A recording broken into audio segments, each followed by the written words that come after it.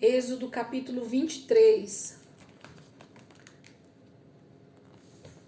Gente, pega um pedacinho de papel aí, se vocês tiverem ele fácil, só para eu dar já os textos aqui para vocês e vocês deixarem marcadinho do lado ou até já marcarem na Bíblia para ficar mais fácil o vai e vem, né? Porque a gente está aí fazendo o estudo e o paralelo vai acontecer hoje de novo. Então a gente vai ler alguns textos dentro de Êxodo e outros textos dentro de Levítico. Então eu queria que vocês já deixassem aí anotadinho para a gente poder caminhar junto e ficar um pouquinho mais fácil. Então quem quiser anotar ou quem puder digitar aí, inclusive no bate-papo aí para ficar mais fácil para a galera que for entrando, se você tem a habilidade de digitar aí no bate-papo aqui do Meet, digita aí para nós, por favor. Êxodo 23, versículo 10 e 11, vai ser o primeiro texto.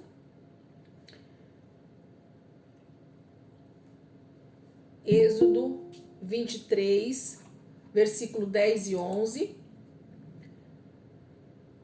Em seguida, eu acho mais fácil aqui no chat aqui, porque aí a gente fala, quem quiser dar uma olhada, entra ali e já põe, dá, é mais fácil. Mesmo que, anota aí no papel, depois digita. Eu não sei se a pessoa entrar, tipo, depois que eu mandar a mensagem, visualize.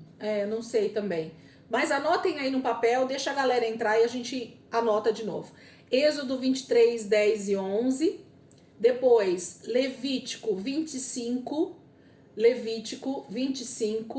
versículo 1 ao 7.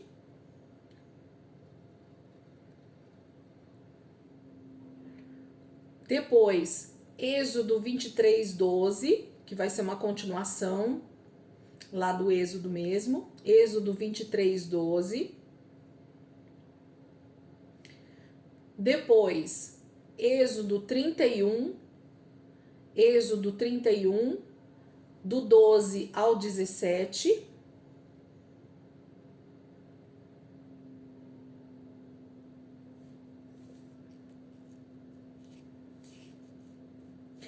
Êxodo 35, do 1 ao 3. Êxodo 35, do 1 ao 3. E Levítico 23, 3.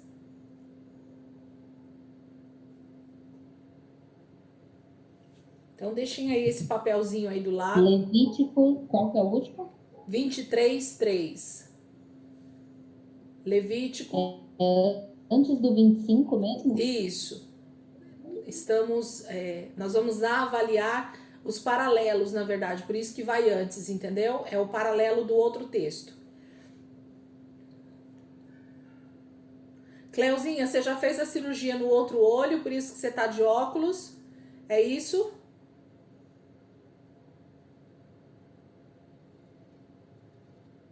Se não conseguir abrir, não tem problema. Não? Então tá bom. Era só para saber. Fique em paz. Vamos lá, gente. Então, Êxodo, o primeiro texto. Êxodo 23, versículo 10 e 11. Que é a sequência do nosso estudo, tá? Então eu vou começar por esse texto e depois pelo de Levítico, e aí a gente vai começar a pôr o pano de fundo dessa história que a gente vai começar a falar hoje. Êxodo 23, 10 e 11 diz assim, ó. Abram aí. Plantem e colham em sua terra durante 6 anos, mas no 7º deixem-na descansar sem cultivá-la. Assim os pobres do povo poderão comer o que crescer por si, e o que restar ficará para os animais do campo. Façam o mesmo com as suas vinhas e com os seus olivais. Então esses são os 2 primeiros versículos, ok? Então, plantem e colham em sua terra durante 6 anos, mas no 7º deixem-na descansar sem cultivá-la. Assim os pobres do povo poderão comer o que crescer por si, e o que restar ficará para os animais do campo. Façam o mesmo com as suas vinhas e com os seus olivais. Agora, marquem aí se vocês quiserem, com o papel, com a fita aí da Bíblia. Vamos lá para Levítico 25. Levítico 25. do 1 até o 7. Esse de Levítico é um paralelo com esse que eu acabei de ler, tá? Então, um faz menção igual a do outro. É um paralelo dos dois textos. Ou como a gente poderia dizer, é o mesmo texto em dois livros diferentes, ok? Então, Levítico 25, do 1 ao 7. Levítico 25, do 1 ao 7. Diz assim, Levítico 25. Então disse o Senhor a Moisés no Monte Sinai: diga o seguinte aos israelitas: quando entrarem na terra que dou a vocês, a própria terra guardará um sábado para o Senhor. Durante 6 anos, semeiem as suas lavouras, aparem as suas vinhas e façam a colheita de suas plantações.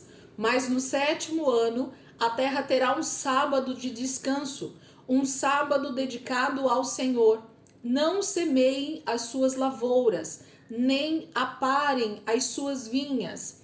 Não colham o que crescer por si, nem colham as uvas das suas vinhas, que não serão podadas.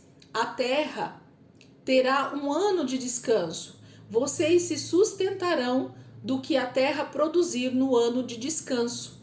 Você, o seu escravo, a sua escrava, o trabalhador contratado e o residente temporário que vive entre vocês, bem como os seus rebanhos e os animais selvagens de sua terra.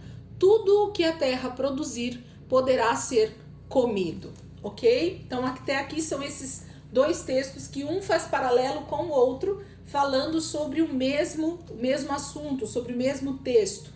Ok? Então vamos marcar, deixa marcado aí Levítico 25 e volta lá para Êxodo 23, versículo 10 e 11. Hoje a gente vai começar então a falar, gente, sobre essa questão do sábado. Por que Deus vai falar conosco tanto sobre esse chamado sábado, que a tradução, né, para o português trouxe como sábado, mas a gente sabe que no hebraico essa palavra a gente conhece bem ela, inclusive, né, por ouvir bastante isso nas redes sociais, na internet, às vezes as pessoas comentando o chamado Shabat, né, ou o Shabat dos judeus, que é nada mais do que esse dia do descanso, que ele para os judeus começa na sexta-feira às 18 horas ao pôr do sol e ele acaba no sábado às 18 horas também. Então o dia do Shabat começa na sexta-feira à noite, hoje, né, no nosso calendário normal, e termina no outro dia, que é o sábado mesmo, nas 18 horas. Então um sábado para o judeu ele é 24 horas iniciados na sexta-feira e termina no sábado. Então, a primeira coisa que a gente precisa entender é que essa palavra sábado, traduzida para o português, ela, na minha opinião, ela não tem uma boa tradução. Por que eu tô dizendo isso para vocês, gente? Fica fácil a leitura, fica fácil, talvez, o entendimento de um dia, né, de se ter um dia de descanso, mas se perde a essência do que Deus está falando a respeito desse assunto, quando a gente traz essa palavra para um simples sábado. Sendo que, se a gente for pensar em sábado, no nosso tempo, na época em que nós estamos vivendo agora, a gente acredita que para nós o sábado que Deus está pedindo é nada mais, nada menos do que o dia do sábado mesmo, que começa meia-noite para nós e termina meia-noite do outro dia. Isso é um sábado para nós, né? Um dia inteiro. Sendo que para o judeu não. O sábado deles começa às 18 horas ainda da sexta. Então eu não poderia dizer que no nosso calendário normal já é sábado na sexta-feira à tarde, às 18 horas, ok? E que o sábado termina às 18 horas do sábado. Então percebam que a primeira análise que a gente já faz é que se Deus inicia esse entendimento para os judeus, dizendo que o Shabat, esse dia de descanso, deveria começar então às 18 horas da sexta-feira e terminar no outro dia também às 18 horas. Isso é o Shabat. Isso é dar esse dia de descanso para o judeu. Então começa num dia e termina no outro. Então esse é o primeiro. Por que eu digo então que eu não traduziria para o português como sábado? Porque fica na leitura generalizada, fica uma coisa muito restrita ao dia do nosso calendário, da nossa semana, que é o calendário gregoriano que a gente segue hoje em dia, né? Janeiro, fevereiro, março, abril. Então esse é o calendário que a gente segue. Fora o calendário que a gente segue dias da semana que também foram criados há poucas centenas de anos atrás, né? Essa semana, como a gente conhece hoje, segunda, terça, quarta, quinta, sexta, sábado e domingo, ela foi criada muito recente, em vista do que a Bíblia tem de idade, né? Então os textos bíblicos têm em média aí, uma média de 5.000 anos de escrita, né? Então quando Moisés começa a escrever essa lei que a gente está lendo, e ele coloca lá a palavra Shabat em hebraico, ele está tendo um entendimento para aquele momento da história. E quando hoje a gente traduz a nossa Bíblia para o português e traz essa palavra no hebraico do Shabat para o sábado, e na nossa cabeça a gente pensa em sábado como um dia da semana, do final de semana que a gente tem hoje no nosso calendário, fica muito simples essa tradução. Fica muito raso esse entendimento. E aí, às vezes, por isso que a gente não consegue chegar no real entendimento desse dia de descanso que Deus está falando dentro da palavra de Deus, ok? Então, essa é a primeira análise que a gente já pode estar fazendo sobre essa questão do Shabat. O Shabat, a gente já vai ver nessa aula de hoje que Deus, nós já começamos a ler ali em Levítico, e que Deus vai falar, até em Êxodo também, Deus vai falar sobre o Shabat, não só como um dia que eles deveriam simplesmente descansar. Esse é o princípio do ensino. Mas Deus também vai usar no próprio texto de Êxodo, se você tiver com ele aberto aí, volta lá em Êxodo 23:10, ele diz assim: plantem e colham em sua terra durante 6 anos, mas no 7º deixem-na descansar sem cultivá-la. Então, esse texto de Êxodo vai falar sobre o Shabat não só para um dia de trabalho do judeu, mas vai falar também de um ano inteirinho em que a terra deve descansar. Então, a palavra Shabat nada mais é do que descanso, do que um refrigério que Deus traz para o seu povo, e não só para pessoas, seres humanos, mas ele traz esse mesmo descanso para a terra, para a natureza, para os animais, para os empregados, né, as servas e os servos. Então, a palavra Shabat, essa palavra que foi usada por Moisés, que foi dada por Deus para que ele escrevesse na lei, essa palavra ela está muito mais ligada a essa palavra descanso do que a palavra um dia da semana, do que a palavra simplesmente sábado no nosso dia da semana. Então eu já queria que vocês deixassem isso bem frisado na cabeça de vocês, de que Shabat não tem a ver com um dia da nossa semana, não tem a ver com essa tradução para o português que é sábado, no nosso dia a dia aqui, ok? Então tirem um pouco, abram a mente de vocês para começar a entender o princípio do Shabat e não o dia que nós queremos traduzir ele para o nosso calendário normal, ok? Por quê? Porque vai haver textos dentro da palavra de Deus que Deus vai falar sobre um ano inteiro, é Shabat, vai ter um dia da semana, que é a cada 6 dias, em que eles vão ter esse dia de descanso, vai ter em tempos de festas, que nós vamos ler um pouquinho mais para frente, Deus vai falar que dentro dessas festas vão haver os Shabats também. Então, Deus não está falando sobre um dia da semana, especificamente falando, e sim sobre um tempo de descansar, um tempo de se entregar ao descanso em Deus, a entender que Deus tem um descanso para nós.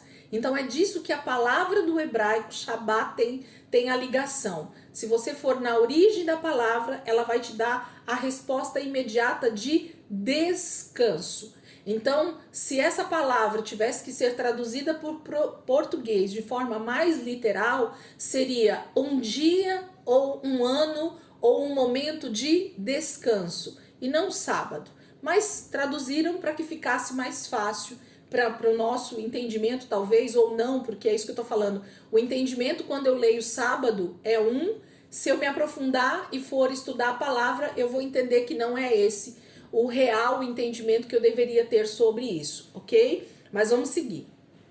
Então esse é o pano de fundo para nós hoje aqui. Entender que Shabat no original do hebraico não é sábado na nossa liturgia da semana aqui. Segunda, terça, quarta, quinta, sexta não tem nada a ver com o que Moisés estava escrevendo. Deus não usava essa terminologia para falar com o povo de Israel ali, ok? Eram dias de 24 horas iniciados todos os dias às 18 horas. Então, todo dia do judeu, ele começa às 18 horas daquele dia e termina às 18 horas do outro dia, tá? Então, agora há pouco mesmo, às 18 horas, começou um dia do judeu. E para nós, o nosso dia só vai começar a partir da meia-noite. Então, nós já temos uma maneira de lidar com os dias, contando os dias de forma bem diferente do judeu, ok?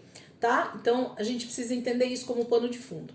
Outra coisa que eu quero já começar aqui a falar com vocês é sobre um princípio dentro da teologia, dentro do estudo da teologia, quando a gente vai estudar uma palavra, quando a gente vai estudar um texto bíblico, e a gente vê alguma citação que Deus está fazendo ali, é procurar a chamada lei da primeira menção. Alguém já tinha ouvido falar sobre isso? Lei da primeira menção. A palavra no final é menção, mencionar, né? Lei da primeira menção. Alguém já tinha ouvido falar nisso? Tem alguém que já tinha ouvido falar? Então anotem aí. A lei da primeira menção. O que é a lei da primeira menção? Segundo a terminologia aqui, se você pôr no Google isso, vai aparecer assim, ó. Quando um assunto é mencionado pela primeira vez nas escrituras, isso se torna chave para interpretar futuras menções. Vou ler de novo aqui o que eu tô lendo. Quando um assunto é mencionado pela primeira vez nas escrituras, isso se torna uma chave para interpretar futuras menções, ok? Então, o que é a lei da primeira menção? Resumindo isso que eu acabei de ler aqui para vocês. Sempre que eu ver um assunto sendo citado na Bíblia e que eu quiser saber qual é a raiz daquilo que está sendo citado, eu estou lendo, por exemplo, o livro de Êxodo, eu estou lendo o livro de Salmos, eu estou lendo o livro de Ezequiel, eu estou lendo o livro de Mateus, eu estou lendo o livro a primeira carta aos Coríntios, e aparece ali um versículo, ou uma palavra, ou um texto, que eu falo assim, mas por que Paulo está citando o texto dessa forma? Por que Jesus cita essa palavra? Por que Ezequiel cita esse texto bíblico? Por que Malaquias cita esse termo em hebraico? Então, todas as vezes que eu estiver lendo um texto bíblico e que isso me chamar a atenção, essa lei da primeira menção precisa entrar em execução. Então, o que você vai sempre fazer quando você quiser entender um pouquinho melhor algum texto? Você vai ver dentro das escrituras aonde foi que foi mencionado aquela palavra ou aquele texto pela primeira vez. Então, para eu entender o restante da Bíblia a respeito de alguns textos, a respeito de algumas palavras, a respeito de algumas menções que aparecem na Bíblia, eu preciso ir para essa lei da primeira menção. Aonde foi citado pela primeira vez essa palavra? Então, essa seria, resumidamente, a lei da primeira menção. Quase ninguém fala dessa forma, porque é só termos teológicos, ok? Mas se eu quero entender algo que a Bíblia está dizendo para mim, eu vou na fonte daquele assunto. Então, quem foi que falou aquilo que eu estou lendo pela primeira vez? Então, eu vou procurar, ou em dicionários, ou na internet, ou na própria Bíblia ali, eu vou ver se eu me lembrar onde foi citado aquilo pela primeira vez. E quando a gente ouve a palavra sábado, no português mesmo, tá? Bem aportuguesado mesmo, bem traduzido. Quando a gente olha para a palavra sábado, quem aqui pode dizer para mim qual foi a primeira vez que a palavra sábado foi citado na Bíblia? Vocês lembram? Vocês conseguem me falar aonde foi citado pela primeira vez a palavra sábado na Bíblia? Antes desse texto que a gente está lendo, lógico, né? Antes de Êxodo, aonde foi a primeira vez que foi citado a palavra... Tem algo a ver com a criação? Ou não? Porque lá nem fala sábado em si. Fala só o sexto dia, o sétimo dia. Mas fala sobre o sábado, sim. Tem a ver com a criação. Então vamos pegar lá o texto? É aí que eu quero começar o estudo de hoje com vocês. Então a gente vai para a lei da primeira menção. Então eu preciso saber quem falou pela primeira vez sobre a palavra Shabat, ou sobre a palavra sábado no português. Então vamos lá para Gênesis capítulo 2. Gênesis capítulo 2. E eu posso dizer para vocês que muito da lei da primeira menção vai acontecer justamente dentro do livro de Êxodo, tá, gente? É quase que inevitável que tudo que a gente vai estudar dentro da palavra de Deus vai acabar caindo em Gênesis, porque Deus é o princípio de todas as coisas, né? Foi Deus que iniciou tudo. Então, e se tudo está escrito dentro do livro de Gênesis, o princípio de todas as coisas está em Gênesis, então, geralmente, a lei da primeira menção vai acontecer dentro do livro de Gênesis. Lógico que outros textos não, mas na sua grande maioria as palavras, elas tendem a sair, né, com essa lei do princípio lá de Gênesis. Gênesis capítulo 2, eu queria que vocês abrissem aí comigo, Gênesis capítulo 2, versículo 1. Na verdade, nós vamos dar uma voltadinha, mas eu vou aqui primeiro com vocês para a gente poder entender. Gênesis capítulo 2, versículo 1, diz assim, abriram aí? Vamos aprender um pouquinho sobre a lei da primeira menção. Então, capítulo 2, versículo 1 diz, assim foram concluídos os céus e a terra, e tudo o que neles há. No sétimo dia, Deus já havia concluído a obra que realizara, e nesse dia descansou. Abençoou Deus o sétimo dia e o santificou, porque nele descansou de toda a obra que realizara na criação. Então, percebam que a primeira vez tem algumas traduções aí que vai falar a palavra sábado aqui, tá? Mas tá falando desse descansou aí também, é a mesma palavra no hebraico, que é o Shabat, ok? Então, Deus também descansou. E aí você pode já me perguntar assim, Elisângela, como assim? Deus descansa? Essa é a primeira pergunta que a gente diz, né? Que a gente fala. Deus descansa? E aí a gente poderia dizer, não, Deus não descansou. Deus continua trabalhando. Porque é uma verdade que Deus continua trabalhando. Então, por que no sétimo dia, dentro de Gênesis 2, Deus descansou? E mais, ele não só descansou, como a palavra de Deus diz no versículo 3, que ele abençoou Deus o sétimo dia. Então, o sétimo dia, ele é abençoado. E ponto final, ok? Não tem negociação. Quando Deus fala, ele fala e tudo se faz, e tudo acontece. Então, Deus diz que o sétimo dia, ele já abençoou. E mais, no sétimo dia, versículo 3, abençoou Deus o sétimo dia e o santificou. Gente, essas palavras são importantíssimas aí. Elas não estão aí por acaso. Então, Deus tanto abençoou o sétimo dia e santificou o sétimo dia. Ele separou esse dia. A palavra santificou aí é a mesma palavra para santo, para separado, para algo que já está 100%, né? Quando a gente fala assim, Deus é santo, o que a gente diz quando a gente diz Deus é santo? Deus é perfeito, né?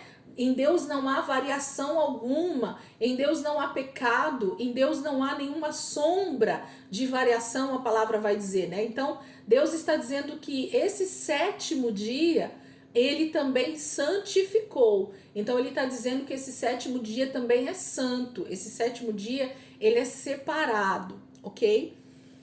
Bom, até aqui a gente já tem aí um vislumbre do que está acontecendo. Agora eu vou começar a falar com vocês a respeito do que está acontecendo aqui em Gênesis, no início, e por que isso faz, então, relação com essa primeira menção. Gente, em quantos dias a Terra foi criada? 6 dias, certo? 6 dias, que foi o que o texto está dizendo aqui para nós, né? Assim foram concluídos os céus e a terra, e tudo o que neles há. E aí no sétimo dia Deus descansa, ok? Então a terra foi feita, toda a terra foi feita em 6 dias, toda a criação, né, foi feita em 6 dias. E no sétimo, Deus já tinha feito tudo, o texto de Gênesis 2 está dizendo isso. Ele então descansa, e além de descansar, ele santifica o sétimo dia. Então o ser humano, ele foi criado exatamente no 6º dia, não foi isso? Se a gente voltar alguns versículos, a gente vai ver que Adão, ele é criado então no 6º dia. No 6º dia da criação, Adão é criado.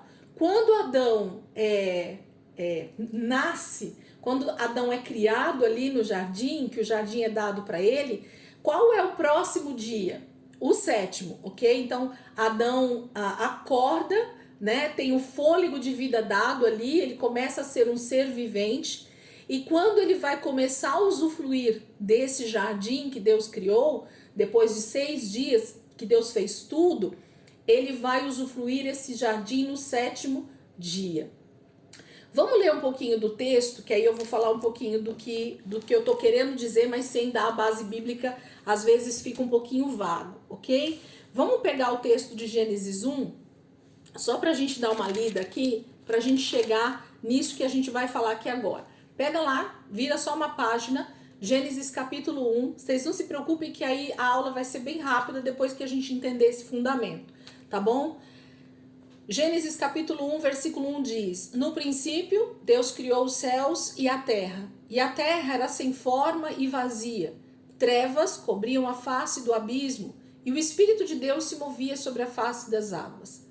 E disse Deus: haja luz, e houve luz. E Deus viu que a luz era boa e separou a luz das trevas. E Deus chamou a luz dia e as trevas chamou noite.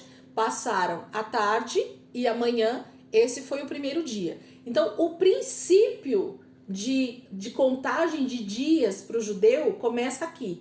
Então, Deus estipula que um dia do ser humano começa à tarde e termina na outra tarde, porque vai começar o próximo dia. Porque o texto bíblico está dizendo, passaram-se a tarde e a manhã, né, a parte da manhã, e esse foi o primeiro dia. Então, por isso que o judeu começa a contar o dia dele a partir das 18 horas.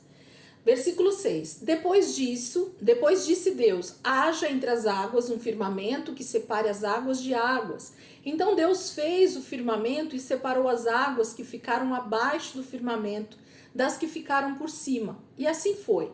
Ao firmamento Deus chamou o céu, e passaram-se a tarde e a manhã. Esse foi o segundo dia. Então, no segundo dia, Deus fez mais alguma coisa. E disse Deus, ajuntem-se num só lugar as águas que estão debaixo do céu, e apareça a parte seca. E assim foi. A parte seca Deus chamou terra, e chamou mares ao conjunto das águas. E Deus viu que ficou bom. Então disse Deus, cubra-se a terra de vegetação, plantas que deem sementes e árvores cujos frutos produzam sementes de acordo com as suas espécies. E assim foi. A terra fez brotar a vegetação, plantas que dão sementes de acordo com as suas espécies, e árvores cujos frutos produzem sementes de acordo com as suas espécies. E Deus viu que ficou bom. Passaram-se a tarde e a manhã, esse foi o terceiro dia. E disse Deus: haja luminares no firmamento do céu para separar o dia da noite. Sirvam eles de sinais para marcar estações, dias e anos. E sirvam de luminares no firmamento do céu para iluminar a terra. E assim foi. Deus fez os dois grandes luminares, o maior para governar o dia e o menor para governar a noite. Fez também as estrelas. Deus os colocou no firmamento do céu para iluminar a terra, governar o dia e a noite e separar a luz das trevas. E Deus viu que ficou bom. Passaram-se a tarde e a manhã. Esse foi o quarto dia. Disse também Deus: encham-se as águas dos seres vivos e voem as aves sobre a terra, sobre o firmamento do céu. Assim Deus criou os grandes animais aquáticos e os demais seres vivos que povoam as águas, de acordo com as suas espécies, e todas as aves de acordo com as suas espécies. E Deus viu que ficou bom. Então Deus os abençoou, dizendo: sejam férteis e multipliquem-se, encham as águas dos mares e multipliquem-se as aves na terra. Passaram-se a tarde e a manhã, foi o quinto dia. E disse Deus: produz a terra seres vivos, de acordo com as suas espécies, rebanhos domésticos, animais selvagens e os demais seres vivos da terra, cada um de acordo com a sua espécie. E assim foi. Deus fez os animais selvagens de acordo com as suas espécies, os rebanhos domésticos de acordo com as suas espécies e os demais seres vivos da terra de acordo com as suas espécies. E Deus viu que ficou bom. Então disse Deus: façamos o homem à nossa imagem, conforme a nossa semelhança. Domine ele sobre os peixes do mar, sobre as aves do céu, sobre os grandes animais de toda a terra e sobre todos os pequenos animais que se movem rente ao chão. E criou Deus o homem, à sua imagem, a imagem de Deus o criou, homem e mulher os criou. Deus os abençoou e lhes disse: sejam férteis e multipliquem-se, encham e subjuguem a terra, dominem sobre os peixes do mar, sobre as aves do céu e sobre todos os animais que se movem pela terra. E disse Deus: eis que dou a vocês todas as plantas que nascem em toda a terra e produzem sementes, e todas as árvores que dão frutos com sementes. Elas servirão de alimento para vocês. E dou todos os vegetais como alimento, a tudo o que tem em si fôlego de vida, a todos os grandes animais da terra, a todas as aves do céu e a todas as criaturas que se movem rente ao chão. E assim foi. E Deus viu tudo o que havia feito, e tudo havia ficado muito bom. Passaram-se a tarde e a manhã, esse foi o sexto dia. Vamos parar aqui. Então, o que acontece no capítulo 1 inteirinho, gente, é uma descrição de toda a criação. Não é parte da criação, mas toda a criação. E Deus se importa em colocar isso para nós, já no primeiro capítulo de Gênesis, justamente dando o princípio de todas as coisas.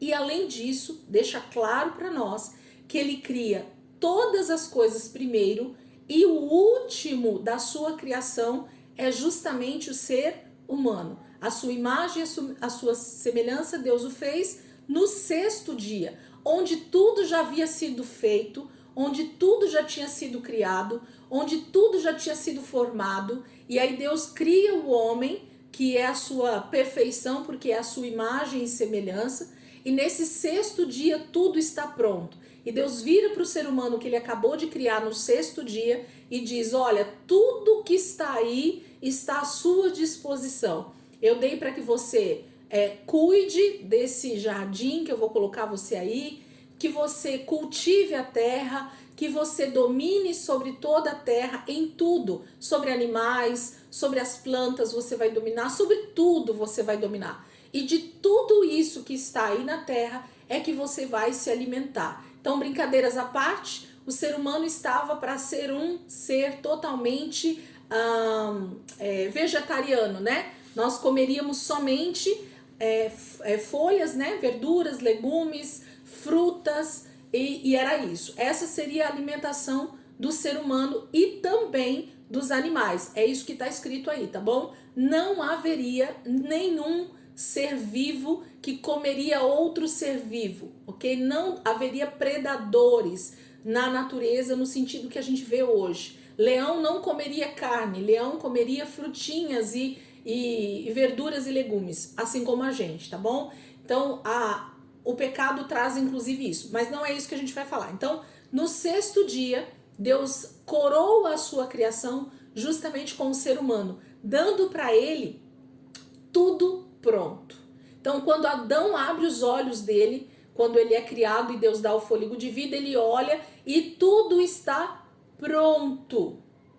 Quem trabalhou então para que o homem tivesse o jardim todo pronto? Gente, quem trabalhou em prol do homem?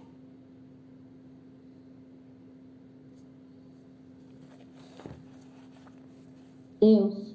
Deus. Então, quem fez todas as coisas do princípio de tudo foi Deus. E quando Deus entrega para o homem a sua criação pronta, ele diz para o homem que a única coisa que o homem precisava fazer era cuidar, cultivar daquilo que estava pronto, e a terra daria o seu fruto, as sementes seriam da própria fruta, daria outras frutas em cada uma das suas estações e com todas as suas espécies e tudo mais. Então, quando a gente continua a leitura ali do capítulo 2, que a gente vai ver que Deus entrega o jardim para Adão e Eva cultivarem, guardarem, e aí Deus fala dessa árvore que não era para comer. Então, se a gente tentar imaginar como era o princípio de todas as coisas, a gente imagina então um casal de seres humanos, homem e mulher, com todos os tipos de animais que existiam sobre a face da terra, com um jardim totalmente cultivado,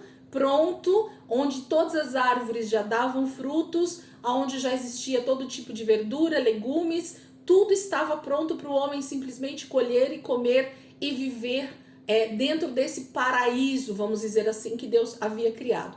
Esse é o princípio de todas as coisas. Aonde isso foi quebrado, gente? Nós estamos cansados de saber que tem a ver com o pecado, com a queda do homem. Mas vamos voltar então para o capítulo 2 e ler o último versículo, depois do sexto dia, em que Deus entrega então tudo para Adão e Eva, tudo está pronto, tudo está feito. E aí então versículo 2, capítulo 2 novamente, que a gente leu no início da aula. Assim foram concluídos os céus e a terra e tudo o que neles há. Quando a gente lê a palavra concluído, gente, eu não sei como tá na versão de vocês aí, se tem alguma versão muito diferente, mas quando a palavra de Deus diz concluído, a palavra de Deus não está dizendo assim, mas faltava Deus terminar isso. Mas faltava Deus acabar aquilo. Não, tudo que a gente fala que está concluído, está feito, ok? Não tem nada mais para ser feito. E esse é o princípio desse capítulo 1 inteirinho e o início desse capítulo 2. Deus está dizendo no sétimo dia que tudo está feito, tudo está pronto. E aí nesse sétimo dia, Deus diz, eu vou descansar, porque toda a obra que eu precisava fazer já foi feito. Então ele abençoa, porque aquele dia é simplesmente um dia perfeito, onde Adão e Eva não precisavam fazer mais nada no sentido de criação. Entendam essa parte que eu vou falar aqui para vocês agora. O que Adão e Eva precisavam fazer a partir do sexto dia, do sétimo dia em diante, ou melhor, do oitavo dia em diante, depois do sétimo dia do descanso, o que eles precisavam fazer era continuar cuidando de tudo aquilo que Deus tinha feito para eles desfrutarem e que tudo era perfeito, ok? Então, o sétimo dia, Deus simplesmente diz, agora eu vou descansar, porque toda a obra já foi feita. E aí Deus então abençoa o dia, o sétimo dia, e a bênção é no sentido de tudo está pronto, tudo está feito, não há mais trabalho nenhum a ser feito, porque não precisa criar mais nada, Deus já havia feito tudo, e ele santifica. esse dia, esse sétimo dia, como ele é tão perfeito, Deus diz, não precisa fazer mais nada, eu vou santificar esse dia. Esse dia se torna um dia simplesmente para desfrutar, para ter o maior número de, aliás, o maior número não, o maior tempo possível de deleite, de desfrute. Então, Adão é criado justamente num dia em que no dia seguinte ele recebe uma folga. Sem ter feito nada, Adão já de lambuja, já recebe com Eva um dia de descanso. E aí vamos pensar, ele já recebe esse dia de descanso como um dia que Deus determinou como descanso. E no 8º dia, gente, ele não precisava trabalhar. E por que eu estou fazendo aqui o entre aspas, o trabalhar? Porque a palavra para trabalhar que nós temos a concepção hoje também está um pouco deturpada. Por que ela está um pouco deturpada? Porque na verdade, por causa do pecado, eu não vou entrar nisso agora para a gente não se estender nisso, mas por causa do pecado, lembra que Deus disse que por causa do pecado agora Adão teria que comer do suor do seu rosto? Lembra que agora uma das maldições tem a ver com você vai comer com o suor do seu rosto? Agora quem vai precisar trabalhar para ter o sustento, para ter o que comer, para ter o que desfrutar nessa terra, vai ser você, Adão. A partir do pecado, Deus impõe sobre o homem, agora sim, o trabalho. E o trabalho no sentido de esforço. Anotem isso, por favor. A palavra trabalho para Deus tem a ver com o cuidar, o cultivar, tudo aquilo que Deus entregou nas nossas mãos. Isso é trabalho, entendeu? Agora, o trabalho por causa do pecado, ele coloca sobre si um esforço que muitas vezes é sobre-humano, que vai além das nossas capacidades normais. Por isso que a gente soa, por isso que a gente cansa, por isso que a gente tem fadiga, por isso que a gente tem estresse, por isso que a gente tem ansiedade, porque o pecado, ele deturpou o nosso papel como seres humanos criados à imagem e semelhança de Deus. Nós não teríamos o trabalho com suor, porque com a bênção de Deus, olha isso, gente, olha que poderoso isso. Olha o que veio agora aqui para mim. Com a bênção de Deus, no 7º dia, a terra produziria tudo o que nós precisamos para o nosso sustento. Sim ou não? Vou usar agora o que os pregadores falam. Estão entendendo o que eu estou querendo dizer? Não haveria esforço em nós para produzir o que nós precisaríamos de alimento, de suprimento, das nossas necessidades mais básicas de vida, de uma vida de muito deleite, de muito prazer. Imagina todos os dias nós podermos ter a presença do próprio Deus conosco, conversando, perguntando como foi o nosso dia, e Deus passeando no meio do jardim.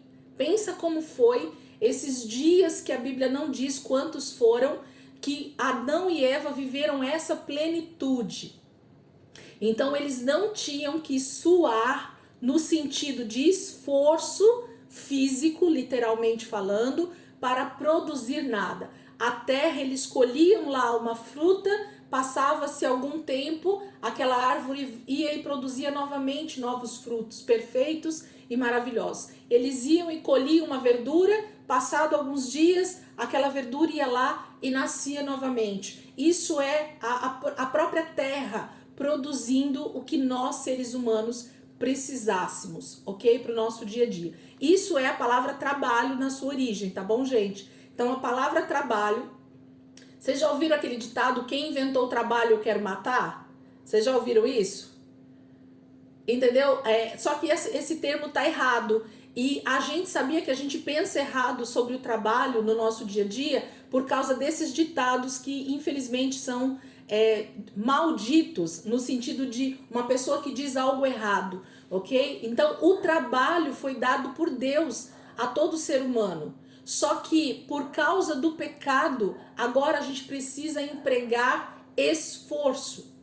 A terra produz muito menos. A terra foi amaldiçoada por causa do pecado, certo? Houve uma maldição não somente na vida do ser humano, mas também na vida na terra em si, na sua produção, nos animais, eles também ficaram lá, tudo atrapalhado, por isso que existe essa questão dos predadores aí, tudo por causa do pecado, gente. Tudo se distorceu, tudo saiu do seu devido lugar. A humanidade e toda a criação de Deus ficou de novo fora do seu devido lugar por causa do pecado, ok? Então era isso que eu queria dar de pano de fundo para vocês aqui para a gente entender. Então o que Deus está fazendo com agora Israel em Êxodo é mostrando para eles como era para ser, como era para acontecer, ou melhor, não é como era no passado. Sim, Deus está mostrando o que foi no início de todas as coisas e por que ele está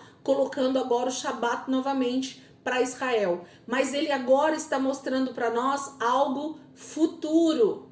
Olha como Deus é poderoso em mostrar para nós dentro da palavra não somente a lei da primeira menção, aonde ele mostra quem primeiro teve o Shabat, que é o próprio Deus, ele descansa, porque quando ele entra no Shabat, ele está querendo dizer assim, tudo está feito, eu não preciso fazer mais nada, tudo está perfeito. Então ele abençoa e santifica e descansa, porque tudo já está feito, ok?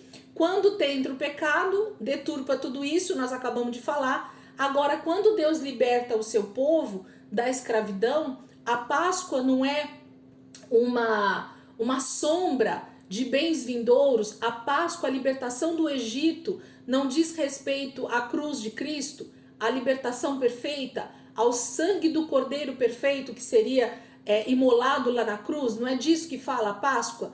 A Páscoa ali do Egito, ela mostra uma simbologia do Cristo crucificado, ok? É disso que a Páscoa fala. Então, tudo agora que Deus está fazendo com Israel é mostrando para Israel símbolos, dando vislumbres. Essa é a palavra que vocês podem usar aí também na anotação de vocês. Deus está dando pequenos vislumbres do que vai ser agora quando Deus restaurar todas as coisas. E quando vai acontecer isso, gente? Quando vai ser a restauração de todas as coisas? Quem pode me dizer? Quando todas as coisas vão voltar a ser perfeitas? Quando tudo for restaurado, Mas em que momento isso acontece? A partir de que momento? assim que ele vem reinar na terra. É quando tudo começa a ficar se reestabelecendo, ele vai arrumando coisa por coisa. Quando Jesus volta e então inicia o seu reino, que a gente chama de reino milenar, né? Os 1000 anos em que Cristo vai reinar sobre a terra, arrumando todo o caos que o pecado fez, colocando tudo em ordem. Então, Jesus volta e restaura todas as coisas. Então, isso vai acontecer no tempo do fim, depois da volta de Jesus. Então, Deus está mostrando novamente agora em Êxodo, de forma simbológica e de forma de dar só um vislumbre para Israel sobre coisas futuras. Porque sobre o passado não dá mais. O pecado já aconteceu. O pecado já aconteceu lá no Éden através do primeiro casal. Não dá para voltar mais para as coisas como eram no início de todas as coisas. Como era quando Deus criou tudo perfeito e entregou na mão do ser humano tudo perfeito. Agora o pecado tinha já atrapalhado tudo isso. Mas Deus começa então a fazer com o seu povo, instituir com o seu povo uma maneira de mostrar para eles como vai ser o tempo do fim. Então ele começa pela libertação, mostrando o Cordeiro. Ele começa com a caminhada no deserto, que a gente já entendeu o que é. O deserto é entre o Egito e a Terra Prometida tem um deserto. E nesse deserto, agora Deus vai começar a mostrar coisas espirituais de forma simbólica, como é que vai ser no tempo do fim, com todas as coisas restauradas, com todas as coisas perfeitas novamente. Então Deus vai começar a mostrar isso para nós. Tá entendido até aqui ou eu tô falando muito difícil? Fala aí para mim. Cíntia nova convertida, se ela conseguiu entender. Então acho que a galera, o restante tá tudo bem, gente? Ou eu falei muito difícil e confundiu a cabeça de vocês? Tudo bem? Então vamos lá. Então agora a Elisângela vai falar o meu entendimento bem particular, tá bom? Fala aí, Daiane, você levantou a mão? Fecha a aula antes de você começar para não interromper. Então tá bom. Então vamos fechar, gente, porque só tem 3 minutos, ela quer que feche. Bora lá, voltem aí. 14 pessoas.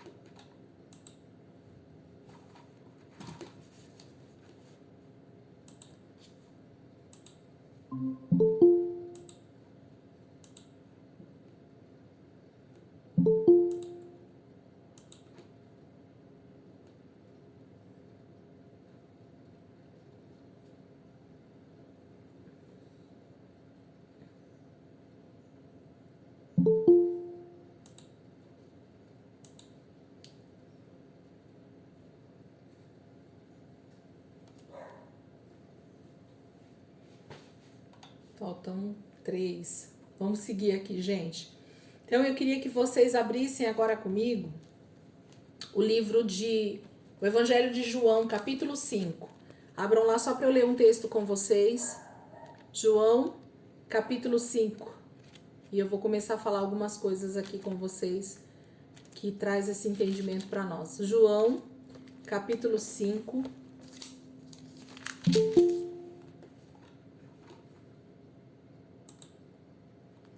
João, capítulo 5.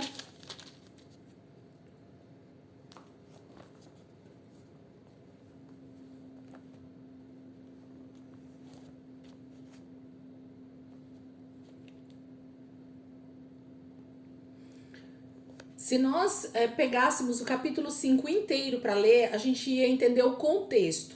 Mas como eu sei que vocês já conhecem um pouco desse evangelho, capítulo 5 vai falar sobre a cura no tanque de Betesda, tá bom? Então fala sobre a cura daquele paralítico no tanque de Betesda.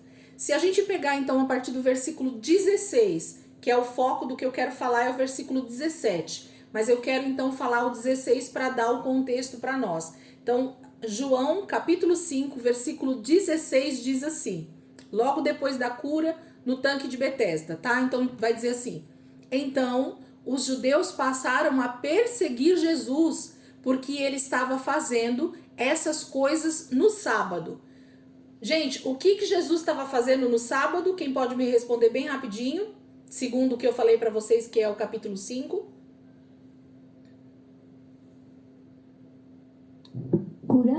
Curando um enfermo no sábado, certo? E aí o texto então vai dizer que no versículo 16, então os judeus, aqueles que seguiam a lei lá de Moisés, os judeus passaram a perseguir Jesus. Por que eles começaram a perseguir Jesus?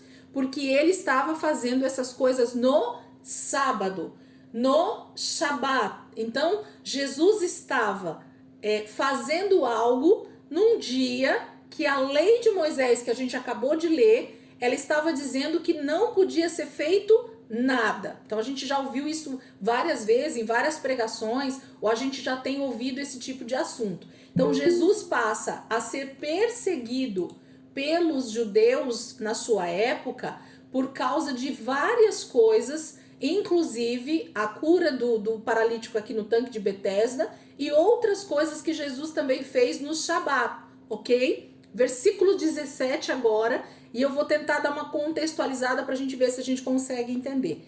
Versículo 17, seguindo aí, João 5,17. Disse-lhes Jesus, por causa da perseguição que eles estavam fazendo, Jesus disse assim, disse-lhe Jesus, meu Pai continua trabalhando até hoje e eu também estou trabalhando. Por essa razão, os judeus mais ainda queriam matá-lo, pois não somente estava violando o Shabat, o sábado, mas também estava dizendo que Deus era seu próprio Pai, igualando-se a Deus. Jesus lhe deu esta resposta: eu digo verdadeiramente que o Filho não pode fazer nada de si mesmo, só pode fazer o que vê o Pai fazer, porque o que o Pai faz, o Filho também faz. Eu não vou seguir, porque ele vai falar, vai repetir e vai enfatizar essa questão de que ele só está fazendo aquilo que ele vê o Pai fazer. Jesus está dizendo para os homens na sua época, para todo mundo que está ouvindo ele e que está perseguindo ele porque ele está trabalhando no Shabat, porque ele está dizendo que ele continua fazendo aquilo que o Pai faz. Vamos voltar ao versículo 17, eu queria que você grifasse esse texto, que você guardasse esse texto no teu coração, porque ele tem tudo a ver com isso que a gente está falando agora. Versículo 17, disse-lhe Jesus, meu Pai continua trabalhando até hoje. Até que dia, gente, que Deus continua trabalhando? Até hoje, ok? Então Jesus está dizendo isso e nós podemos continuar dizendo essa mesma frase. Deus continua trabalhando até hoje.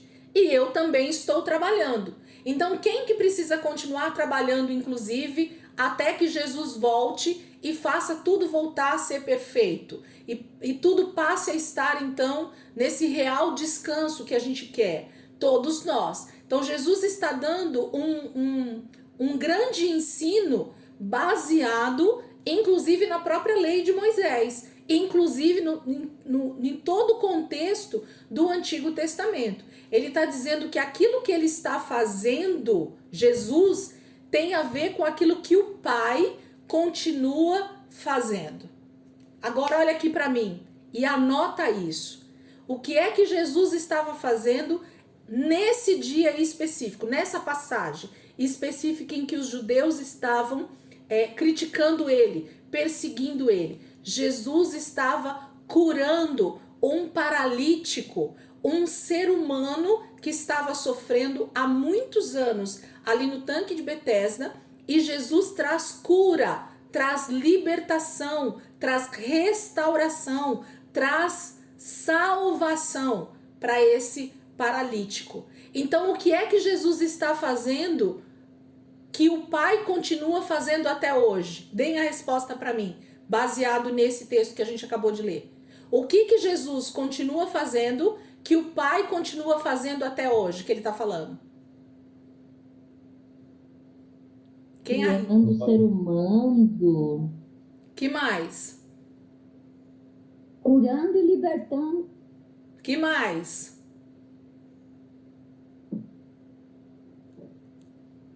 O principal, fora a cura, a libertação?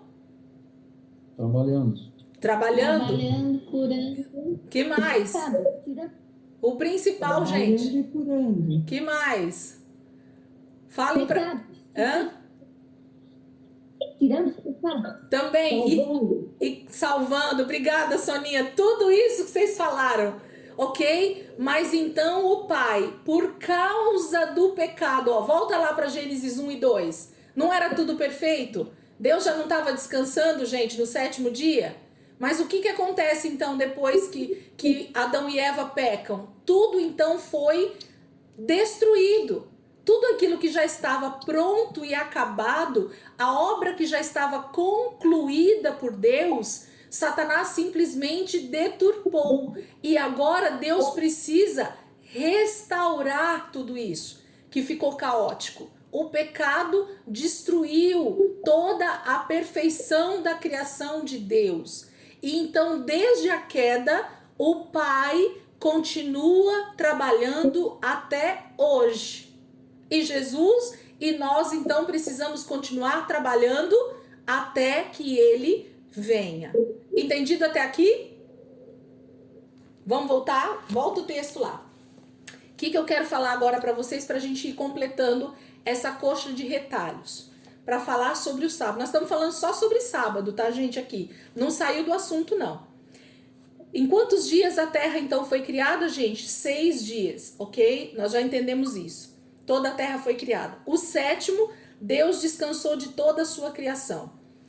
A palavra diz, num outro texto, que um dia para Deus é como 1000 anos. E 1000 anos é como um dia. Então, quando Deus mostra para a humanidade e para nós, lendo o texto bíblico, de que ele fez todas as coisas perfeitas e maravilhosas em 6 dias, em quanto tempo vocês acham que Deus vai trabalhar para que tudo isso se torne novamente perfeito? Tentem arriscar aí o pensamento maluco da Elisângela. La pergunta? Se Deus no 6 início... mil anos. 6.000 anos. Obrigada, Marli. A minha pergunta foi: se Deus, no início de todas as coisas, criou toda a criação, toda a terra, tudo perfeito, em 6 dias, e esse texto ele é literal, tá, gente? Ainda que a gente queira falar que ele é alegórico, não. Deus é tão poderoso que ele conseguiu criar toda a criação, tudo que existe, em 6 dias. Inclusive nós, seres humanos perfeitos, a sua imagem e semelhança. No 7º dia, ele simplesmente vira para toda a sua criação e diz: tudo está perfeito, agora eu posso descansar e desfrutar da comunhão do ser que eu criei, a minha imagem e a minha semelhança, e deixá-lo desfrutar de tudo que eu criei para ele. Porque a terra e tudo que nela há foi feita para o nosso desfrute e para a comunhão com Deus. Sim ou não? Esse foi o princípio de todas as coisas, sim. Então Deus em seis dias faz. Quando ele faz isso em 6 dias, Deus agora mostra para nós que, infelizmente, por causa do pecado, ele vai ter que trabalhar isso de uma forma um pouquinho diferente do que ele gostaria de fazer com a sua onipotência. Agora, dependendo do ser humano, dentro desse trabalho, nós somos participantes de tudo isso, e agora não mais em 6 dias, mas como ele mesmo deixa registrado para nós na palavra, um dia para Deus são como 1000 anos e 1000 anos como um dia. Então, no meu entendimento, lendo esse texto, eu acredito que Deus vai permitir que existam 6.000 anos da humanidade para que tudo comece a voltar para o seu devido lugar. Deus, na verdade, vai começar a trabalhar, olha só, em 6.000 anos ele está trabalhando na humanidade para fazer a humanidade entender e para se voltar novamente para ele como único e suficiente Salvador. Então Deus está trabalhando já há quase 6.000 anos, segundo a própria palavra de Deus diz. Sabe que ano nós estamos no ano do calendário judaico? Quem acompanha aí e tem visto, né, algumas reportagens ou posts ou coisas nas redes sociais, nós estamos no ano 5.784, ok? Então isso quer dizer que se esse meu entendimento, baseado nesses números que a Bíblia vai dando para nós, então falta muito pouco para se completar os 6.000 anos em que a criação está sendo então desenvolvida e sendo trabalhada por Deus, para que Jesus venha e então durante os próximos 1000 anos, que é o chamado milênio, Deus restaure todas as coisas à sua perfeição, como foi no início. Fez sentido para vocês ou não? Faz sentido para vocês? Ok? Se não faz, pode pedir para o Espírito Santo ir falando e a gente vai tentando entender um pouquinho melhor isso. Vou voltar aqui para as minhas anotações para a gente poder entender isso. Então, a Terra foi criada em 6 dias, 6.000 anos nós teremos para começar a entender tudo isso e essa restauração. 7º dia, Deus descansa, abençoa e santifica. Quando Jesus voltar, vai ser a partir desses 6.000 anos E esses próximos 1000 anos, então, vai ser o reino milenar, aonde novamente Deus vai limpar toda a terra de toda iniquidade, de todo pecado. Deus vai matar todos os seus inimigos, só os salvos então vão permanecer e começar a pôr ordem em todo o caos que está sobre a criação, ok? 1000 anos vão se estabelecer. Então, novamente, Deus vai abençoar o sétimo e santificá-lo. Agora só vão estar os salvos, só vão estar aqueles que vão realmente estar prontos, transformados, glorificados, e a terra vai passar a ser reinada novamente pelo próprio Deus, pelo próprio Senhor Jesus. Isso é o reino milenar depois da volta de Jesus. Escatologia não é o nosso assunto. Mas então o sétimo dia vai voltar a ser abençoado e santo. É aqui que eu quero dizer para vocês. Elisângela, mas então por que a gente estuda no Velho Testamento e por que a palavra então fala sobre o Shabat, sobre esse dia de descanso? Deus está instituindo para Israel, a partir da saída do Egito, um dia em cada 6 dias, em que Deus está falando, durante 6 dias, nós vamos ler esses textos, vocês vão trabalhar. Mas no sétimo dia, ele vai ser o dia do descanso. Então, Israel, começa a perceber como Deus está fazendo. Durante 6 dias, vocês podem trabalhar como Deus está trabalhando sobre a terra. Porque, infelizmente, foi quebrado a perfeição, Deus voltou a ter que trabalhar, ok? Como Jesus mesmo disse lá em João 5,17. O Pai continua trabalhando até hoje. E se o Pai continua trabalhando até hoje, eu, como filho, preciso trabalhar para ajudá-lo. Então, nós somos co-participantes, co-trabalhadores nesse trabalho de Deus. Então, a terra está sendo trabalhada para que tudo volte à sua perfeição. Como não dá para fazer tudo de uma vez, e como Deus tem a sua maneira de fazer, o seu tempo perfeito, então nós continuamos trabalhando em prol dessa restauração do homem, da natureza e de toda a criação, até que Jesus venha e coloque ordem em todo esse caos. Então Israel tinha, nesse momento em Êxodo, a instituição, por isso que eu falei para vocês usarem essa palavra, vislumbre. Sabe o que é um vislumbre? É um flash de segundos do que vai ser a eternidade com Jesus nesses 1000 anos. Como vai ser a eternidade com Jesus? Vai ser igual o Shabat. Entendem?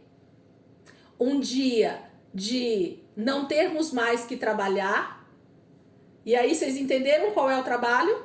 É o trabalho sem esforço físico. É o trabalho sem mais o suor. É o trabalho sem mais a fadiga. É o trabalho sem mais o pecado. Isso vai ser o tempo da restauração de todas as coisas no milênio. Nós não vamos mais precisar, nós vamos ter os nossos corpos transformados. Nós vamos voltar à perfeição do início de todas as coisas. Então não vai ter mais trabalho. Mas Israel ainda precisava trabalhar. Nós precisamos continuar trabalhando.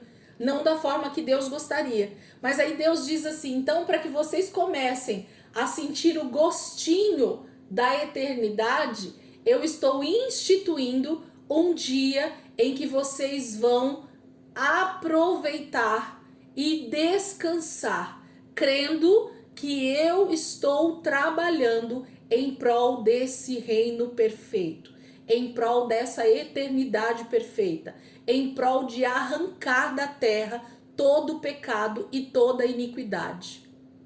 Faz sentido? Então Israel começa a celebrar o Shabat, gente, é um tempo de celebração, literalmente, sabe fazer festa? Cada sábado para o judeu é um dia de extremo deleite, é um dia de extrema alegria, é um dia de extremo regozijo. E por que eles não trabalham? Por que Deus instituiu que eles não devam fazer nada? Porque eles precisam começar a entender como é que Deus deseja que nós vivamos, como é que Deus deseja que a terra então comece a viver na dependência da perfeição de Deus. A terra vai produzir os seus frutos. Vamos voltar para o texto, gente? Eu preciso mostrar isso para vocês dentro do texto. Vocês estão entendendo o que eu estou falando até aqui? Fez sentido até aqui? Fez? Vamos lá, então. Volta para o texto comigo. Agora lá em Êxodo 23, a gente vai só ler de novo. E a gente vai lá para Levítico. Êxodo 23, 10 e 11. Olha o que está escrito, gente. De novo, a gente vai ler para vocês relembrarem o texto e a gente frisar isso. Êxodo 23, 10 e 11. Plantem e colham em sua terra durante 6 anos. Mas no 7º, deixem-na descansar sem cultivá-la. Assim os pobres do povo poderão comer o que crescer por si, e o que restar ficará para os animais do campo. Façam o mesmo com as suas vinhas e com os seus olivais. Agora vamos lá para Levítico. Abre lá Levítico 25, que a gente já leu. E a gente vai ler os outros textos em seguida. Levítico 25, do 1 ao 7. Nesses dois textos que a gente está lendo, Deus está instituindo um ano sabático. Ok? E lembra que eu falei para vocês, 6 dias, um dia, 1000 anos, 1000 anos, um dia. Se Deus está falando de um ano inteiro sabático, vocês concordam comigo que ele está falando também a respeito de um milênio? De 1000 anos, de um tempo muito mais prolongado, não simplesmente um dia, mas um ano inteiro. Então aqui Deus está falando que o Shabat deveria ser inclusive celebrado durante um ano inteiro, não somente um dia da semana, mas existiria o Shabat a cada 6 anos e Israel teria um ano inteiro de Shabat. O negócio é muito perfeito, muito maravilhoso. Vamos lá. Levítico 25:1. Então disse o Senhor a Moisés no Monte Sinai: diga o seguinte aos israelitas: quando entrarem na terra que dou a vocês. Qual que é a terra que eles vão herdar, gente? Qual é a terra que eles estão indo herdar? Canaã. Canaã é a representação do que, gente? Fala alguém aí no microfone. Hã? Então, Eu quero a terminologia, Marli, exata. Porque, na verdade, nós não vamos pro céu, literalmente lá nas nuvens bonitinhas, né? A gente sabe que, na verdade, Nova Jerusalém. a Nova Jerusalém. Então, na verdade, a Canaã, no Êxodo, é a simbologia, é a tipologia da Nova Jerusalém descrita lá em Apocalipse 22. Tá? Então, nós cristãos, judeus e gentios convertidos, estamos caminhando rumo à Nova Jerusalém, assim como Israel no deserto estava caminhando rumo à terra prometida. Olha o que Deus está falando aqui no primeiro versículo. No segundo: diga o seguinte aos israelitas: quando entrarem na terra que dou a vocês. Qual era a terra que eles iam então? Canaã, ok? A própria terra guardará um sábado para o Senhor. A própria terra de Canaã, a cada 6 anos, vai guardar um ano de Shabat para o Senhor. Olha o vislumbre, ok? 6.000 anos, a terra está sendo dominada pelos nossos inimigos. Canaã estava sendo dominado pelos inimigos. Mas quando Israel entrasse na terra prometida, eles iam começar então a celebrar, depois de 6 anos, um ano inteiro de Shabat, como um vislumbre do reino milenar, dos 1000 anos que viria depois que Jesus voltar à terra. Bora lá. Versículo 2 de novo. Diga o seguinte aos israelitas: quando entrarem na terra que dou a vocês, a própria terra guardará um sábado para o Senhor. Durante 6 anos, semeiem as suas lavouras, aparem as suas vinhas e façam a colheita de suas plantações. Mas no 7º ano, olha aí, gente, a terra terá um sábado de descanso. Vocês estão vendo como o sábado não combina? Como é que a terra ia ter um sábado de descanso, um dia, sendo que Deus está falando de passar um ano inteiro sem trabalhar na terra? Percebem que o Shabat, ele vai além de um dia da semana? Não faz sentido traduzir a palavra Shabat simplesmente para um dia da nossa semana, ok? Ainda que quando se fala de um dia, tá se falando de um dia específico aqui no Êxodo, mas a representação disso é muito maior. Então Deus está dando um Shabat para a terra de um ano. Vamos seguir. Um sábado dedicado ao Senhor. Vamos trocar para Shabat. Um Shabat dedicado ao Senhor. Não semeiem em suas lavouras, nem aparem as suas vinhas. Não colham o que crescer por si, nem colham as uvas das suas vinhas, que não serão podadas. A terra terá um ano de descanso, de Shabat.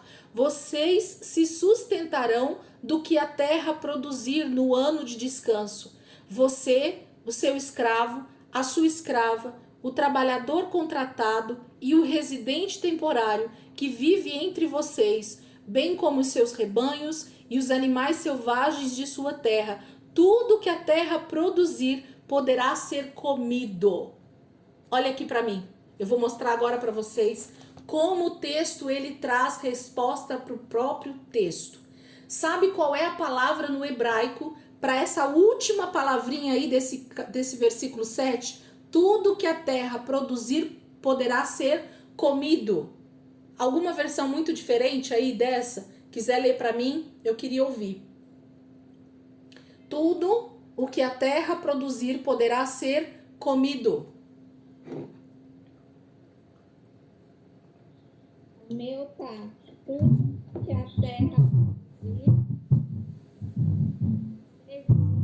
alimento. Melhor ainda a tradução da Renata. Tudo o que a terra produzir poderá servir de alimento. Essa palavra alimento na tradução da Renata e comido na minha tradução, a palavra ali alimento em hebraico é a palavra oklá, ok? E sabe aonde está escrito essa mesma palavra em hebraico pela primeira vez? Gente, quando eu estava estudando esses textos, eu fui ficando tão feliz que eu queria já abrir a aula com vocês naquele dia que eu estava lendo isso. Porque o texto bíblico é tão perfeito do que Deus está falando com Israel, que a gente não tem como entrar em dúvida, porque o texto se responde. Ele dá a pergunta e ele dá a resposta. A lei da primeira menção dessa palavra oklá em hebraico, a primeira vez que essa palavra apareceu, está lá em Gênesis 1:29. Abram lá comigo de novo. E vamos ver o que está escrito igualzinho o que está escrito aqui, gente. A gente acabou de ler lá. Gênesis 1:29. Abram comigo.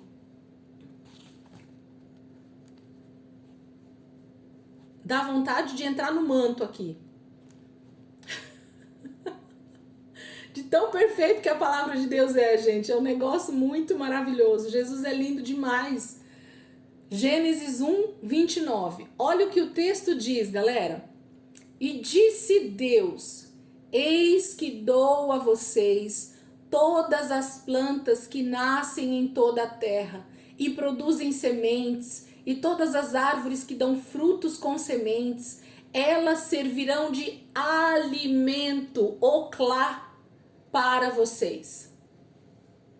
Então, durante o Shabat de um ano da terra, Israel estava experimentando o que Adão e Eva experimentaram no Éden. É um vislumbre da produção vinda do próprio Deus na terra para alimentar o ser humano. Israel estava vivendo todas as vezes que eles deixavam a terra sem eles trabalharem com esforço físico, Deus estava dizendo assim: ei, desde o início eu quis alimentar vocês com tudo que vocês precisassem. Vocês não iam precisar empregar força física para ter nada. Eu ia dar toda a bênção que vocês precisassem. Faz sentido? O texto é igualzinho. Deus está dizendo a mesma coisa em Gênesis 1:29 e ele está dizendo para Israel que no tempo do descanso da terra, durante um ano, Eles não iam cultivar porque a terra daria o seu próprio fruto para sustento deles. Gente, pensa você aí, ficar 1 ano sem trabalhar na empresa que você tem e Deus continuar dando sustento para você. Os empresários cansados, né, Dailton? Olha nós aqui. A Renata até fez um uau, Jesus me ajuda, né? Gente, vocês conseguem imaginar isso? Vocês conseguem imaginar isso? Deus cuidando do seu povo. Israel não era 100 pessoas não, gente. Israel não era 1000 pessoas não, gente. Israel já estava na casa, sei lá, dos 4 milhões de pessoas aqui. Ou até mais. Deus estava dizendo que o dia que eles entrassem em Canaã, eles tinham que trabalhar 6, porque tinha que trabalhar, ok? Mas Deus estava dizendo, em 1 ano, vocês vão dar descanso para a terra, e durante esse 1 ano eu vou mostrar para vocês como é viver da minha provisão, como é viver como era no Éden, como é viver com eu sustentando vocês, com a terra sendo produzida, todo o benefício que ela tem através de mim, da minha produção, do que eu faço, o haja luz, o haja terra, o haja luminares, o haja sementes, o haja vegetação, dizendo para a terra, produz alimento para o meu povo Israel durante 1 ano. Gente, se nós como cristãos não aprendermos dentro dessa palavra que o que Deus está dizendo para nós é que a gente precisa entrar nesse descanso, a gente precisa entrar naquilo que Cristo já fez por nós. Quando a gente transfere isso para a nova aliança, o que isso representa? Já vou falar aqui para vocês não ficarem só com a aula do Velho Testamento, antes que a aula termine, que deve estar perto. Quando Jesus faz o sacrifício ali na cruz, qual é a palavra que ele usa, gente? Falem para mim, por favor. Eu sei que vocês sabem. Quando Jesus morre ali na cruz, ele fala uma frase. Qual é? Está consumado. Está consumado. Tá tudo pronto. Tá tudo feito. Entendem? Eu, como filho de Deus, como aquele que crê no sacrifício de Jesus, eu preciso entrar nesse descanso. Deus está dizendo que Jesus já fez tudo de forma, com a força que eu precisava fazer. Eu não consigo me salvar. Eu não consigo me redimir. Eu não consigo trazer descanso para minha alma. Mas Jesus pode e Ele fez. Então, o sacrifício de Cristo é a consumação do trabalho do Pai.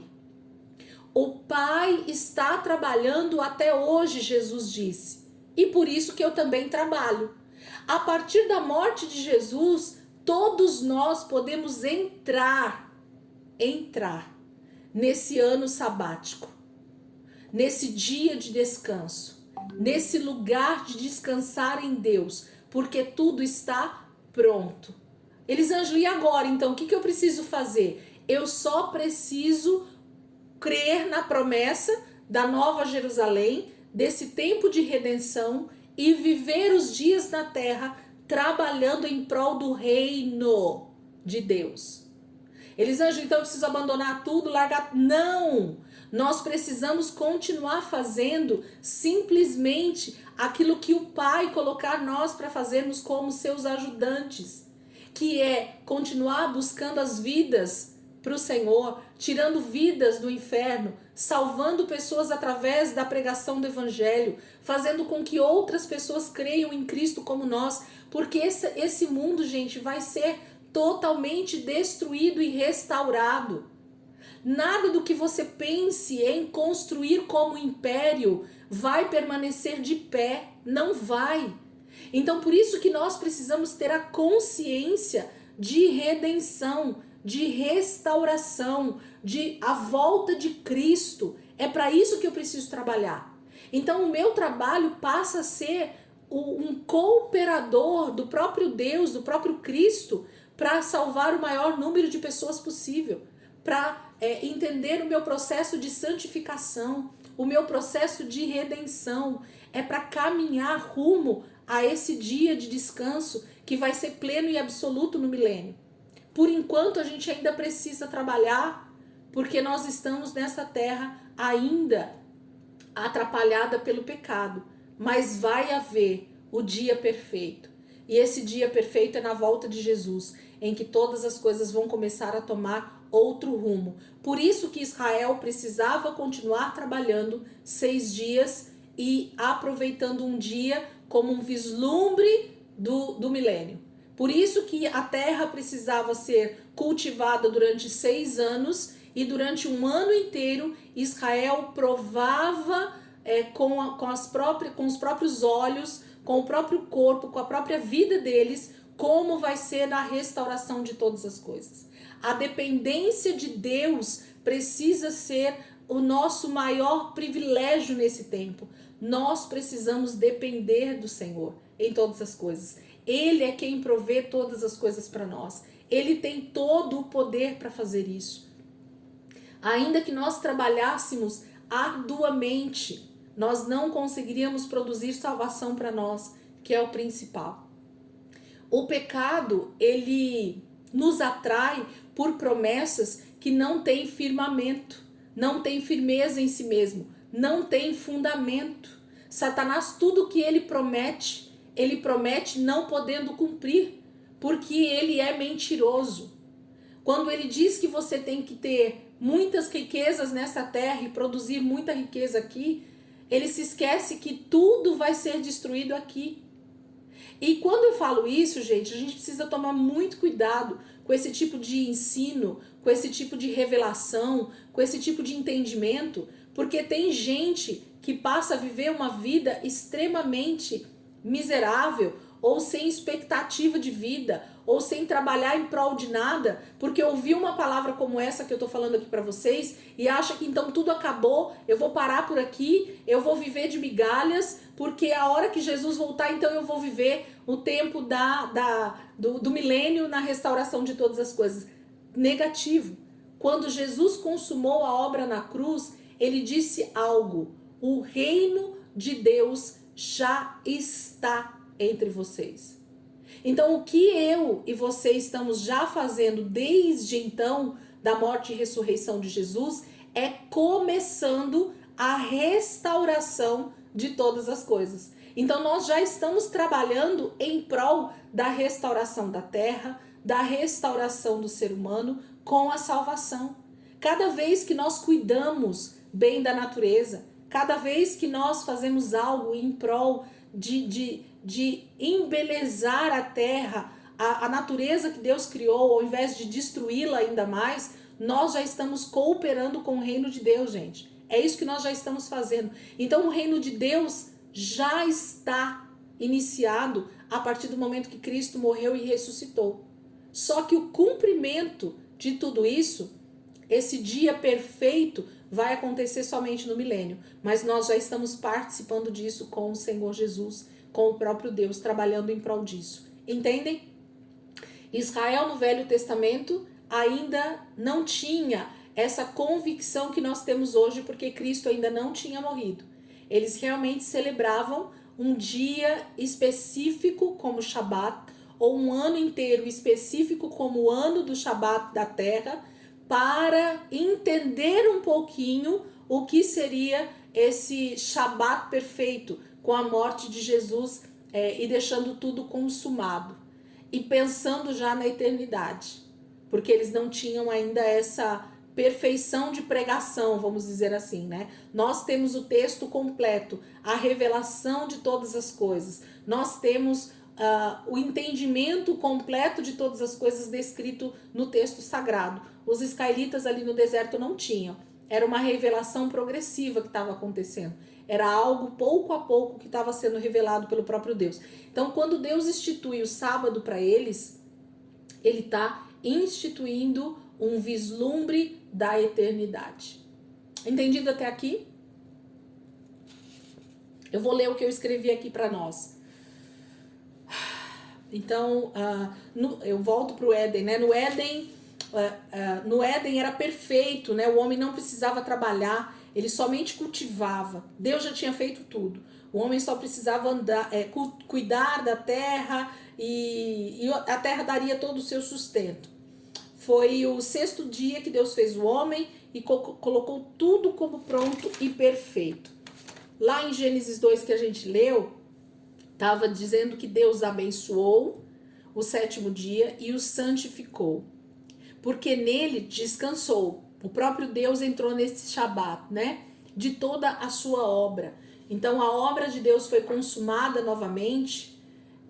Novamente eu falo porque, como foi a quebra do pecado, ele consumou novamente a sua obra perfeita na cruz, através de Cristo, trazendo então o início dessa redenção de toda a terra e de toda a criação.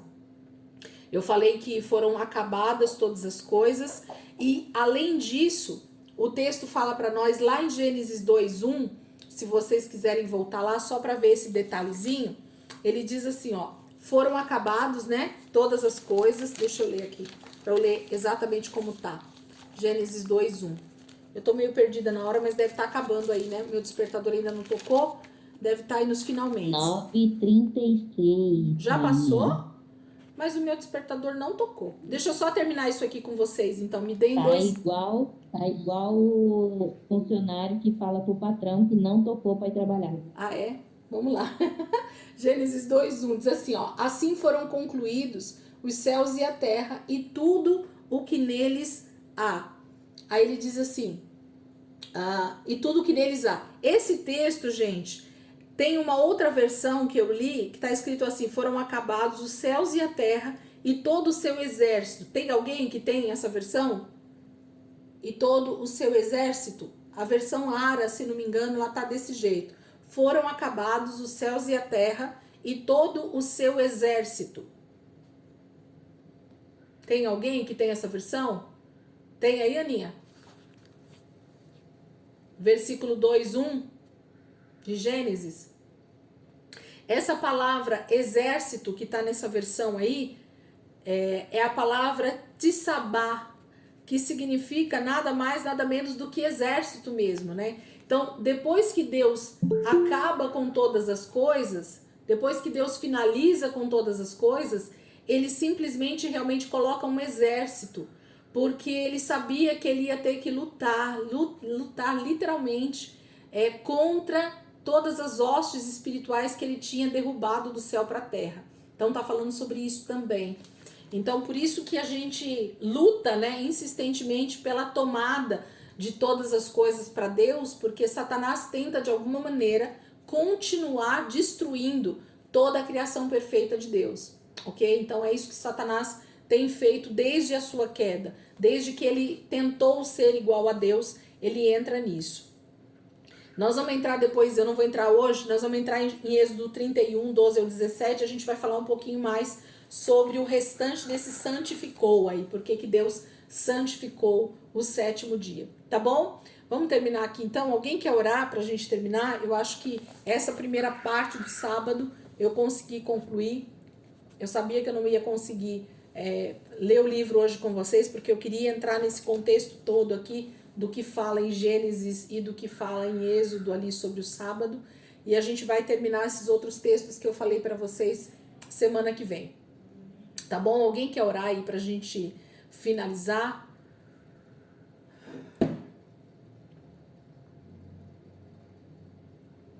Vamos orar. Vamos lá, Cíntia. Soberano e grandioso Pai, obrigada pelo espírito de aprendizado. Que nós possamos culminar nesse estudo e entender cada dia mais o que o Espírito Santo quer nos ensinar com essa palavra de dia de descanso. Pai querido e amado, abençoa cada irmão aqui reunido e nos dê uma noite de descanso e paz. Em nome de Jesus, amém. Amém. Glória a Deus. Obrigada, Cíntia. É isso mesmo, que nós possamos... Pode?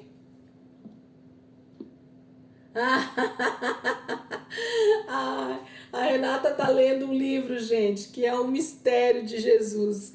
o tema do livro é Melhor do que o Éden. Olha isso, gente. Ainda melhor que o Éden. Ainda melhor que o Éden. O que vocês imaginam que é ainda melhor do que o Éden, gente? Se no início de todas as coisas o Éden já era perfeito, você imagina o que vai ser o reino milenar, o que vai ser depois que Jesus voltar, qual vai ser a plenitude dos tempos realmente com o Senhor e com toda a humanidade salva, redimida, com os corpos glorificados. Gente, o negócio vai ser realmente o céu na terra. Assim já diz a palavra, né? Então, termina de ruminar nessa obra aí, Rê. Glória a Deus. Amém, queridos? Deus abençoe, gente. Ótimo final de semana aí para vocês. Bom descanso nesse finalzinho aí de quinta-feira, sexta, sábado e quinta-feira, em nome de Jesus. A gente está aqui para finalizar esse assunto do sábado e seguir adiante, entrar no tabernáculo. O negócio vai começar a ficar melhor ainda, tá bom? Gente, Deus abençoe. Ótimo dia aí para vocês de descanso. Deus abençoe. Vamos. Beijinho, Aninha. Deus abençoe.